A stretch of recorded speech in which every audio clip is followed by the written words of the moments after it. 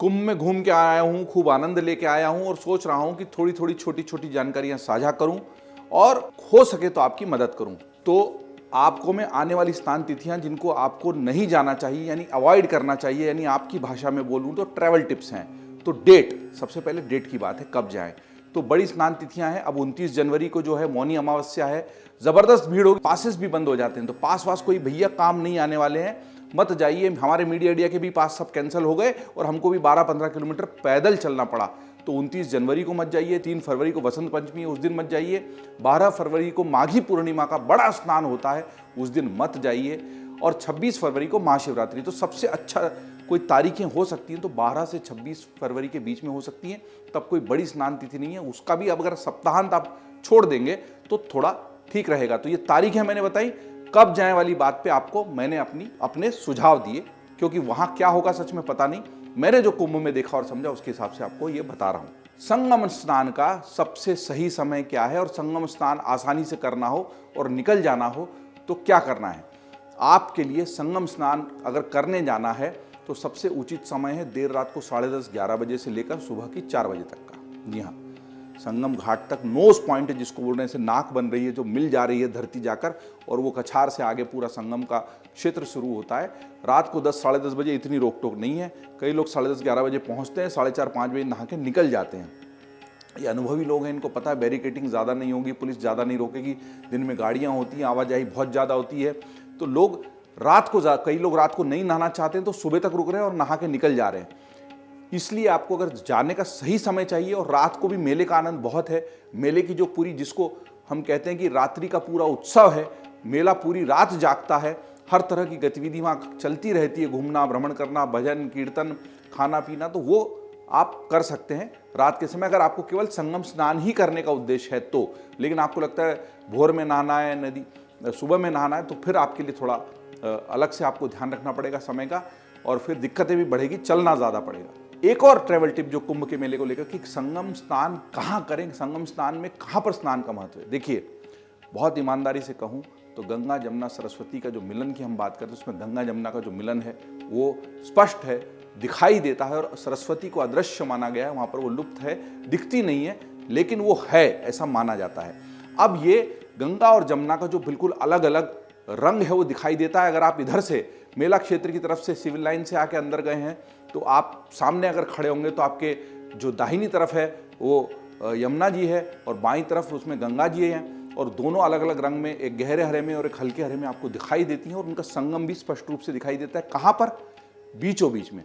यहाँ ये जो संगम है ये कोने पे नहीं हो रहा है, कोने पे नदी अपने अपने अस्तित्व के साथ है, लेकिन इतने करोड़ों लोग, सब लोग बीच में जाके तो डुबकी नहीं लगा सकते। तो कोने पे पानी को रोका गया है, संगम के आसपास घाट बनाए गए हैं। माना जाता है पानी तो एक दूसरे में मिलता भी है, प्रवाहित भी होता है, तो वहाँ भी संगम ही है।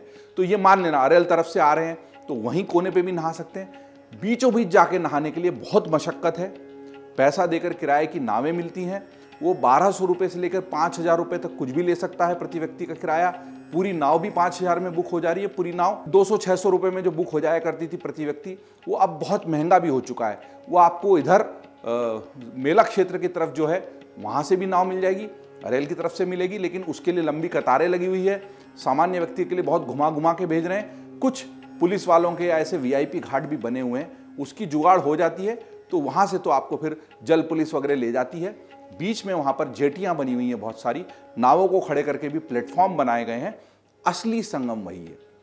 अब असली नकली के फेरे में पड़ेंगे और सोचेंगे हम तो सचमुच का संगम नहीं नहाए, तो उसका भी ऐसा मलाल मत पालिए। कोने पे भी नहा रहे हैं तो है संगम, लेकिन चूंकि बता रहा हूँ, खुद संगम होके आया हूँ, पिछले कुंभ में भी 12 साल पहले वहीं बीचों बीच जाकर नाव का जो पूरा प्लेटफॉर्म बना है, जेटी बनी है, वहीं नहाया था। इस बार भी, इस दफ़े भी संगम में वहीं जाकर नहाया हूँ, लेकिन उसके लिए मशक्कत लगती है, बहुत हद तक जुगाड़ लगता है, नाव के लिए पैसा भी लगता है, और पैसे के लिए नावों के लिए भी कई बार बड़े स्नान तिथियों के आसपास या सप्ताहांत में बहुत लंबी लंबी कतारें भी होती, लेकिन नाव वाले उससे कमा रहे हैं। कुंभ की इकोनॉमी अपने आप में एक अलग विषय है। तो कहाँ नहाना है संगम में? बीचों बीच जहाँ नदियाँ मिल रही हैं वो सबसे महत्वपूर्ण क्षेत्र माना जाता है, लेकिन आसपास भी जहाँ पानी को रोका गया है या पानी का प्रवाह तो है, लेकिन कोने पर आप सुरक्षित रहें, इसलिए वहाँ पर जाकर भी आप नहा रहे हैं, तो उतना ही आनंद है, उतना ही मजा है। एक ज़रूरी बात जो आपको बतानी है वो ये कि कुंभ में किस बात का खास ध्यान रखें। देखिए, कुंभ में अगर आप जा रहे हैं ना, तो खाने पीने की वस्तुओं का खास ध्यान रखें। जब आप इलाहाबाद से, प्रयागराज से, जो पहले इलाहाबाद था, मतलब उसके पहले प्रयाग ही की नगरी थी, वो बीच में इलाहाबाद नाम रहा, बदल के उसको प्रयागराज कर दिया गया। प्रयागराज में जितनी होटल रेस्टोरेंट्स हैं बहुत बढ़िया हैं, बहुत अच्छी हैं, रात रात भर खुली हुई हैं। मेला क्षेत्र में अगर आप संत महंतों के पंडाल की तरफ से नहीं जा रहे हैं तो इधर केवल संगम स्नान के लिए जाते वक्त जो 7-8 किलोमीटर का रास्ता है, कुछ पूड़ी सब्जी खाना पीना भाई बंधवा लीजिएगा, या घर से कोई ड्राई फ्रूट्स वगैरह लाए हैं तो साथ रखिएगा। पानी की एक बोतल ज़रूर साथ में रख लीजिएगा। मेला क्षेत्र में चाट पकौड़ी, छोटे स्नैक्स, कॉर्न जो भुट्टे के दाने मिलते हैं आजकल बड़े प्रचलित हो गए वो, या उगे हुए चने, ये इस तरह की चीज़ें तो बहुत मिल रही है। गन्ने का रस मिल रहा है, पानी की बोतलें भी जगह जगह बिक रही हैं, पानी के ATM भी लगे हैं, बटन दबाएंगे पानी मिल जाएगा। लेकिन पूरा भोजन, सब्जी पूड़ी, दाल चावल, सब्जी रोटी आपको मिल सके, ऐसे बहुत कम विकल्प हैं। एक हल्दीराम का स्टॉल भी है, एक सात्विक करके भोजनालय हनुमान जी के मंदिर के पास में बना हुआ है, लेकिन ये विकल्प कम हैं, सीमित हैं, बैठने की जगह कम है, बड़े स्नान के टाइम पे वेटिंग बहुत ज़्यादा लग जा रही है। तो खाने की व्यवस्था के लिए, अब मुझे नहीं पता इतनी कम खाने की, मैंने बाकी कुंभों में ऐसा नहीं देखा है, खाने पीने की पर्याप्त व्यवस्था होती है और लोग ये मानते हैं कुंभ में तो भोजन भंडारे ही चलते, लेकिन भोजन भंडारे वाला क्षेत्र अलग है ना भाई। भूख लगेगी तो थोड़े ही आदमी 7-8 किलोमीटर पैदल चल के खाना खाएगा, भूख तो वहीं पे लगेगी। तो इस बार उन्होंने कुछ व्यवस्थागत तरीके से अलग किया है। शायद ये सोच रही होगी कि रेस्टोरेंट बनते हैं, खाने की अड्डे बनते हैं तो लोग बहुत लंबे देर बैठते हैं और भीड़ रुकती है, और इतनी सारी भीड़ का चलते रहना, प्रवाहित होते रहना बहुत ज़रूरी है। रुकेगी तो फिर स्थितियाँ बिगड़ सकती हैं, ये सोच है तो मुझे नहीं पता, लेकिन खाना पीना बहुत ज़रूरी सुविधा है जो होनी चाहिए। साफ़ सफाई की सुविधा वहाँ अच्छी, झाड़ू वाड़ू लगती रहती, कचरा उड़ता रहता है, टॉयलेट्स की सफाई होती रहती, DDT का छिड़काव होता है। लेकिन जो व्यवस्था दिक्कत लगी मुझे वो खाने की, तो खाना बंधवा के फिर मेला क्षेत्र में जाइए। हाँ, संत महंतों के पंडालों में रुके हैं या उस मेला क्षेत्र के उस हिस्से में जहाँ पर इधर बड़े जो सेक्टर हैं 1, 2, 3 इधर के छोड़ के उधर बाकी सब सेक्टर जो हैं उनमें लगातार संत महंतों के पंडाल है, वहाँ भोजन भंडारे चलते हैं, प्रसाद बांटने वाली गाड़ियाँ घूमती हैं, लोग कतार लगाते प्रसाद लेते हैं। कुछ और फाउंडेशन है जिन्होंने मुफ्त में भोजन की व्यवस्था करवा रखी है, वो घूमती रहती हैं और उनका भोजन लेकर भी लोग खाते हैं, आनंद लेते हैं। लेकिन इधर से जो केवल संगम स्नान वाले जाने का लंबा रास्ता है, यहाँ खाने पीने के विकल्प थोड़े कम हैं, चलना लगातार पड़ता है। पानी की बोतल साथ में रखिए तो आप स्वस्थ भी रहेंगे और मेले का पूरा आनंद ले पाएंगे। मैं जैसा लगातार कह रहा हूँ अपनी ट्रैवल टिप्स में, जिनके पैरों में शक्ति है और हृदय में आस्था है, पूरा कुंभ उनका है। जिनके पैरों में शक्ति कम है लेकिन हृदय में आस्था मजबूत है, कुंभ उनका भी है। लेकिन जिनके हृदय में आस्था भी कमज़ोर है और पैरों में शक्ति भी कमज़ोर है, वो सिर्फ चाहते हैं कि सब जा रहे हैं तो हम भी चले जाएं, गाड़ी बैटरी की आखिरी तक पहुंच जाए, कोई VIP व्यवस्था हो जाए, उनका कुंभ नहीं है भाई। अब आते हैं कुंभ मेले की ट्रैवल टिप नंबर 2, यानी कुंभ मेले के लिए अगर आप जाना चाहते हैं प्रयागराज में, ऐतिहासिक संगम नगरी में, और इस 12 साल से ज़्यादा बढ़कर 144 साल के संयोग की जो चर्चा हो गई है उसका लाभ लेना चाहते हैं, तो मैंने सबसे पहले बताया कि कब जाएं और कब नहीं जाएं, सुझाव दिया। अब मैं आपको बताता हूं कैसे जाएं। कोशिश कीजिए कि रेल से जाएं, हवाई जहाज की टिकटें बहुत महंगी हो गई है, रेल की व्यवस्था काफ़ी ठीक है, बहुत सारी विशेष गाड़ियां चलाई गई है, अलग अलग प्लेटफॉर्म बांट दिए गए। हाँ, ये जरूर देख लीजिए केवल प्रयागराज जंक्शन पे जो ट्रेनें रुकती थी उनको भी 2 स्टेशनों, शिवकी और सुबेदारगंज जो रेलवे स्टेशन है वहाँ के, उन पे अलग अलग बांट दिया गया है। अच्छे से कन्फर्म और रिकन्फर्म कर लें कि आपकी स्टेशन पर ट्रेन रुकेगी और किससे चलेगी। रेलवे स्टेशन से लेकर जो कुंभ मेले का रास्ता है वहाँ के लिए आपको आसानी हो सकती है। हवाई अड्डे से पहुँचने में दिक्कत आती है, ओला उबर वाले मेला क्षेत्र की बुकिंग नहीं लेते हैं, फिर आप सिविल लाइंस बुक कीजिए, सिविल लाइंस के किसी एक लैंडमार्क को, या केवल सिविल लाइंस इलाहाबाद पहुंच जाइए, फिर सिविल लाइन से थोड़ा आपको बैटरी रिक्शा वगैरह लेके जो साधन सुविधा मिलेगी उससे कुंभ मेले तक पहुंचना पड़ेगा। तो पहले मैंने बताया कि कब जाएं, फिर मैंने बताया कैसे जाएं। बाई रोड जो जाना चाहते हैं कानपुर से, लखनऊ से जा सकते हैं, लेकिन रास्ते में बड़ी तारीखों पर, बड़ी स्नान तिथियों पर, सप्ताहांत पर बहुत जाम मिलता है। खुद की गाड़ी होने से आपको लगता है कि सुविधा होगी, अंदर घूम लेंगे, तो भाई अंदर तो गाड़ी 4 व्हीलर तो जाना बहुत ही मुश्किल है, पास है तो भी, पास नहीं है तो बिल्कुल ही मुश्किल है। कुंभ मेले में आपको अगर जाना है तो खुद की गाड़ी से तभी जाइए जब आपको किसी संत महात्मा के अखाड़े में जाना, उस तरफ गाड़ियों के जाने में कोई दिक्कत नहीं। आप संत महात्माओं से मिलने जा रहे हैं, केवल कुंभ स्नान का उद्देश्य नहीं है और 5-7 दिन रुकने वाले हैं, तो आप अपना 4 व्हीलर, अपना चौपहिया वाहन ले जा सकते हैं। उसको आप कुंभ मेले में बाबाओं महंतों के आश्रम के आसपास टिका सकते हैं, वहाँ पार्किंग भी खूब है और उस आश्रम में अगर आप रहते हैं तो गाड़ी लाने ले जाने में बहुत ज़्यादा दिक्कत नहीं होती, बड़े स्नान तिथियों को छोड़कर। अब मैंने बताया कब जाएं, कैसे जाएं। तीसरी बात करते हैं कुंभ मेले में जाकर क्या करें। देखिए, कुंभ मेला जो है, जैसे त्रिवेणी है गंगा जमुना सरस्वती की और तीनों का मिलन है, वैसे ही वहाँ पर 3 स्तर पर मोटे तौर पर आप विभाजित कर सकते हैं कुंभ के मेले को। पहला स्तर जो है कुंभ के मेले का वो है केवल स्नान करना, मतलब जाकर संगम नहाइए और अपने आप को धन्य मानिए, 144 साल वाली पावन पवित्र डुबकी लगाइए, अपनी पिछली और अगली पीढ़ियों को तर लीजिए और वहाँ से चले आइए। तो ये है एक पहला स्तर। दूसरा स्तर है संतों महात्माओं के पंडाल, अखाड़े, बाबाओं के प्रवचन, राम धुन, भगवत कथा, पूरी सब्जी का प्रसाद, भोजन भंडारे, और उसका आनंद लेना। तो वो मेला क्षेत्र बिल्कुल अलग है और उसके लिए आपको थोड़ा अतिरिक्त समय रखना पड़ेगा और उसकी व्यवस्था भी अलग है। ये दोनों अलग अलग भी हो सकते हैं। एक साथ करने के लिए बीच में पुल है, गंगा नदी है और उस पर जो कई सारे अस्थायी पुल और 1-2 स्थायी पुल बने हैं, उनसे गुजर कर आपको इधर उधर बहुत सारा पैदल चलना पड़ेगा। तो क्या करें, अगर स्नान करने जा रहे हैं तो कोशिश कीजिए सिविल लाइन तरफ से या अरेल करके वहाँ पर एक जगह है, वहाँ से आइए। अरेल से आते हैं तो संगम स्नान कीजिए और बाहर के बाहर निकल जाइए। मेला क्षेत्र में ज़्यादा अंदर आने की जरूरत आपको नहीं पड़ेगी। रेलवे स्टेशन से आते हैं, सिविल लाइन तरफ से आते हैं तो संगम मार्ग खोजते हुए परेड ग्राउंड की तरफ चले जाइए और परेड ग्राउंड से होते हुए संगम मार्ग पर आप सीधे संगम घाट पर पहुंच जाएंगे, संगम स्नान करेंगे और निकल जाएंगे वहां से बाहर। लेकिन आपको अगर बाबा महाराजों के पंडल की भी आपको उपयोग करना है तो फिर ये दोनों मेले का आनंद लेने के लिए एक तो 2-3 दिन का समय रखना पड़ेगा। ज़्यादा समय रख लें, ज़्यादा समय हो तो और भी अच्छी बात है। लेकिन तीसरा जो मैं स्तर आपको बता रहा था वो है कल्पवास का। तो वो तो एक अलग मामला है। पूरा कल्पवास ही शुरू से ही वहाँ जमे होते हैं, हिलते ही नहीं है पूरा कुंभ मेला होने तक। कुशा पर सोते हैं, बहुत सात्विक भोजन करते हैं, तप करते हैं, दिनचर्या उनकी बिल्कुल अलग होती है। तो जैसी त्रिवेणी मैंने आपको बताई गंगा जमुना सरस्वती की, वैसे कुंभ मेले की त्रिवेणी जो है वो है संगम स्नान, संत महात्माओं के पंडाल, धार्मिक प्रवचन, सत्संग का लाभ और तीसरा है कल्पवास। तो ये 3 अलग अलग त्रिवेणियाँ कुंभ मेले के भी अपने आप में है और तीनों का ही अपना आनंद है, तीनों का ही अपना महत्व है, महात्म्य है। मैं आपको बता रहा हूँ कुंभ के मेले की ट्रैवल टिप्स। मैंने आपको बताया कब जाएं, मैंने आपको बताया कैसे जाएं, मैंने आपको बताया वहाँ जाकर क्या करें। उसके आगे संगम स्नान का सबसे सही समय क्या है और संगम स्नान आसानी से करना हो और निकल जाना हो तो क्या करना है। जब मैं कुंभ से गया था तो एक पत्रकार के नाते मुझे भी ये टीस थी, पीड़ा थी कि मोनालिसा की स्वप्नीली आंखें कुछ ज़्यादा ही मशहूर हो गई और IIT वाले बाबा की चर्चा भी कुछ ज़्यादा ही हो गई। कुंभ उससे बड़ा है। पिछले कुंभ भी मैंने देखे हैं, सिंहस्थ का भी लगातार कवरेज किया है। और मैं आपसे कहना चाहता हूँ, हर एक की दृष्टि अपनी होती है। डिजिटल मीडिया का ज़माना है, कोई कुछ देखता है हाथ में लेकर, उस कंटेंट को देखने से ये पता लगता है कि इसको ज़्यादा लोग देख रहे हैं।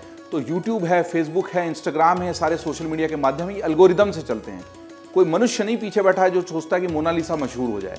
मीडिया ने कवरेज हर विषय का किया है, लेकिन ज़्यादा चर्चा में अगर मोनालिसा की आंखें आ गई हैं, ज़्यादा चर्चा में IIT का बाबा आया है, तो कहीं ना कहीं आपकी जो पढ़ने की अभिरुचियां हैं उसी का वो प्रतिबिंब है, उसी का रिफ्लेक्शन है। आपने ज़्यादा देखा, उसको और ज़्यादा दिखाया गया, उसको और ज़्यादा देखा गया। ये एक चुटकी हो सकती है, झलकी हो सकती है। मुख्य कुंभ में वो बाबा हैं, वो प्रवचन है, वो आनंद है जो बहुत व्यापक है। और सबसे बड़ी बात, ये सारे दृश्य, ये सारी झलकियाँ, ये सारी आँखें, स्वप्नीली आँखें, IIT के बाबा, वायरल होते कुछ तंत्र मंत्र यंत्र वाले लोग या नगा साधु, इन सब से बढ़ के है वो एक अद्भुत दिव्य अलौकिक डुबकी जो आप संगम में लगाते हैं। वो सारे अनुभव एक तरफ, उस डुबकी का अनुभव एक तरफ। मैंने उस अनुभव का आनंद लिया है, खुद को खूब परम सौभाग्यशाली मान रहा हूँ। आप भी इस कुंभ में डुबकी लगाइए। डुबकी केवल पानी की नहीं है, ज्ञान गंगा की डुबकी है, सब मित्र परिवारों के साथ वहाँ जाने की डुबकी है, भारत की संस्कृति की व्यापकता की डुबकी है। इस भाव विभोर क्षण में जब आप उस पल में डूबते हैं तो वो डूबना भी असल में बहुत आनंददायक है। इस अनुभूति का आनंद लीजिए। अगर प्रयागराज जा रहे हैं तो लोग सोचते हैं कि रेटे हनुमान जी बहुत प्रसिद्ध हैं, उनका भी दर्शन करें। वो बिल्कुल मेला क्षेत्र में अंदर हैं और वो अक्षय वट के पास का एरिया, कभी कभी वहाँ पर बहुत सुरक्षा इंतजाम इतने तगड़े होते हैं कि आप नहीं जा पाते। सचमुच का जो अक्षय वट है वो तो बहुत पीछे है। दरअसल वो सेना का क्षेत्र है और सेना का प्रतिबंधित क्षेत्र होने से भी कई दिक्कतें, केवल धार्मिक क्षेत्र नहीं है। सबसे अच्छी बात यह है कि लेटे हनुमान जी का जो प्रसिद्ध मंदिर है उसके आसपास अब एक कॉरिडोर सा भी बन गया है। काफ़ी सुंदर उस प्रांगण को किया गया, लेकिन उसका दर्शन लेना बहुत भीड़ वाला मामला है भाई।